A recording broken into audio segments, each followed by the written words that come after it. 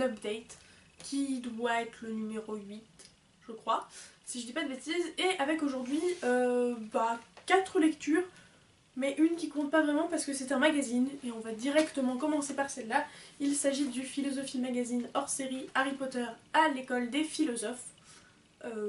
Voilà, rien de spécifique à dire. En soi c'est intéressant parce que ça parle de plein d'aspects d'Harry Potter qu'on n'avait pas forcément vus. Comme par exemple, écrit dessus Hermione et son rôle d'héroïne féminine, le fait qu'il y a Lily Potter qui est un peu la mère idéalisée et qu'en parallèle il y a Molly Weasley qui est une mère un peu réaliste, entre guillemets. Enfin bref, il y a plein de trucs, c'est pas inintéressant, c'est même intéressant, mais le problème, on va dire, le problème majeur, c'est qu'il y a des moments où on comprend rien. À moins d'aimer vraiment la philo, de s'y connaître un peu, on comprend rien. Il y a des moments où t'es... Et pour le coup, c'est pas moi, hein, c'est les philosophies magazines apparemment en général, où on a du mal à toujours capter ce qui se passe. Voilà. Ensuite, je vous parle du tome 3 de la saga Le Joyau et la Clé Noire d'Amy Ewing aux éditions Robert Laffont Collection R, qui est donc le dernier tome de la série, de la trilogie donc. Et oui les amis. Au niveau de l'histoire, on va suivre Violette, qui vit dans un monde dystopique, n'est-ce pas? Qui fonctionne un petit peu comme dans la sélection ou comme l'Inde actuelle, avec des castes. Et en gros, la meilleure caste c'est la royauté, et les autres c'est de la merde pour la royauté. Et le principe, et ici l'histoire, c'est qu'on va suivre Violette, qui est en fait dans un pensionnat, internat, je sais pas trop, de mères porteuses, qui sont donc des femmes, qui sont assez fertiles. Et donc les mères porteuses ont aussi le pouvoir de modifier, autant physiquement que sur d'autres aspects, le bébé qu'elles portent. Du coup, elles sont très prisées par la royauté, elles sont carrément vendues aux enchères, enfin vous voyez un peu le topo, c'est des objets. Et du coup, on va suivre Violette dans son aventure un petit peu révolutionnaire tout de même, vis-à-vis de cette société de merde. J'ai bien aimé ce tome 3, mais c'était pas non plus la folie furieuse. Parce que, en gros, Violette a fait de la merde, déjà. Elle a décidé qu'elle en faisait qu'à sa tête, alors elle en fait qu'à sa tête, et puis merde. Elle fait des trucs qui sont absolument pas sensés. Enfin, je sais, elle est prise par les sentiments, machin, bidule. Elle a envie de faire ci, de sauver machin, de sauver truc, de pas laisser faire ça aussi ou machin. Mais il faut réfléchir 2 secondes avant d'agir, quand même. Enfin, on peut pas pousser mémé dans les orties, hein. Voilà, merci Lorraine. Et voilà, elle fait des bêtises. Et la deuxième partie, parce que ça fait vraiment très très scindé en deux. La deuxième partie, en fait, c'est très prévisible. C'est le dénouement, donc je vais pas vous dire pourquoi, comment, où. Mais c'est assez prévisible, c'est-à-dire qu'à partir d'un certain moment du bouquin, on se dit bon bah d'accord, il va se passer ci, ça, comment, comme ça.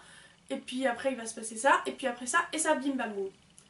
Du coup, ça a été très prévisible, et pour le coup, autant ça me gêne pas, vous savez, d'avoir des clichés dans un livre, parce que on en fait ce qu'on veut du cliché, et que même si on connaît le cliché, ça n'aboutit pas forcément à ce à quoi on s'attend. Là, pour le coup, j'ai vraiment tout vu, quoi. Et je pense que n'importe qui peut tout voir, et voilà. Du coup, c'est bof, bof, quoi.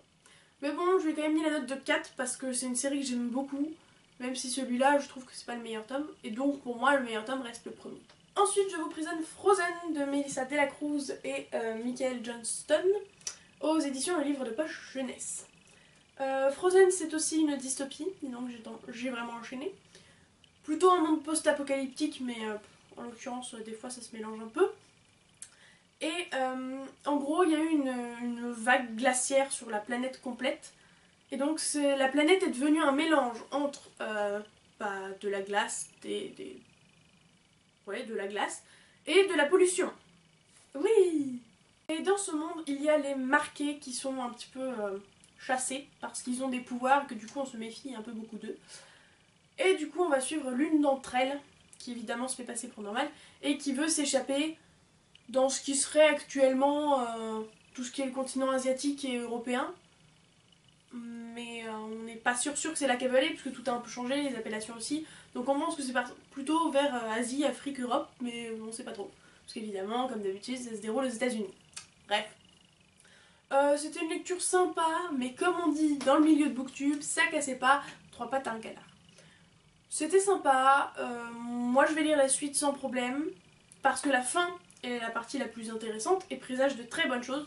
Mais c'est vrai que pendant toute une partie, bah, de la glace, du blanc, du froid, un pseudo-truc qui peut potentiellement ressembler à une romance, mais en gros c'est deux manipulateurs qui se disent si elle arrive à croire que je lui plais, machin, bidule, vous voyez, c'est super retors en mode si elle croit que je lui plais, peut-être qu'elle va réussir à faire ça pour moi, machin, bidule. Donc bon, c'est pas folichon, mais moi franchement je pense que la suite va être bonne. Et en regardant sur Liverdict de mémoire, la suite a plus plu que le premier tome. Donc voilà, je pense que je vais quand même me régaler avec la suite, sachant que je sais pas quand elle sort en poche. Donc je ne sais pas quand je la lirai non plus.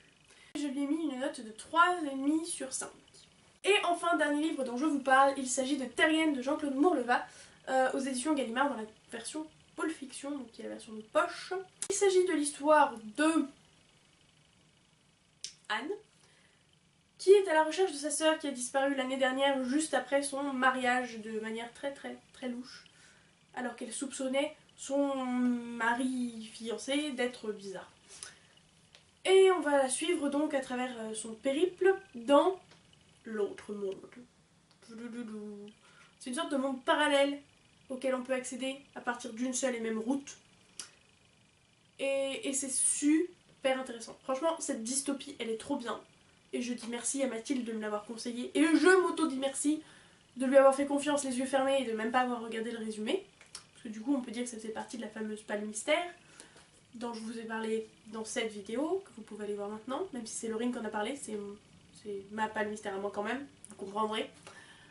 Et du coup, c'est une super histoire parce que c'est une dystopie super originale. Et pour quelqu'un qui lit beaucoup de dystopies, c'est un très bon compliment. Et oui, les personnages sont attachants, même s'ils sont pas censés l'être. Comment dire ça? Dans le monde parallèle dans lequel elle va chercher sa sœur, le principe c'est que tout est parfait. Mais pour que tout soit parfait, il n'y a pas de sentiments. Donc c'est un peu difficile normalement de s'attacher à des gens qui n'ont pas de sentiments. Mais on arrive quand même à s'y attacher, c'est ça qui est beau, c'est ça qui est bien joué. Et j'ai adoré ce livre est trop bien. Voilà, il faut le savoir, c'est une très bonne dystopie. Si vous en avez marre d'avoir des dystopies qui se répètent ou qui se ressemblent, franchement lisez celle-là. Je lui ai donc mis la note de 4,5 sur 5. Ce sera tout pour cette vidéo, j'espère qu'elle vous aura plu, qu'elle vous aura peut-être inspiré à lire des livres ou à les ajouter, désolé, dans votre palle ou dans votre wishlist. Je voudrais moi savoir si vous avez lu ces livres, s'ils vous ont plu, si vous avez lu les suivants, peut-être même pour me dire d'ailleurs pour la suite de Frozen si elle est mieux que le premier tome ou pas. Si vous avez lu d'autres livres des auteurs, que ce que vous êtes en train de lire maintenant, j'adore savoir que vous lisez en ce moment. Moi je vous fais de gros bisous, je vous souhaite d'excellentes lectures et je vous dis ciao!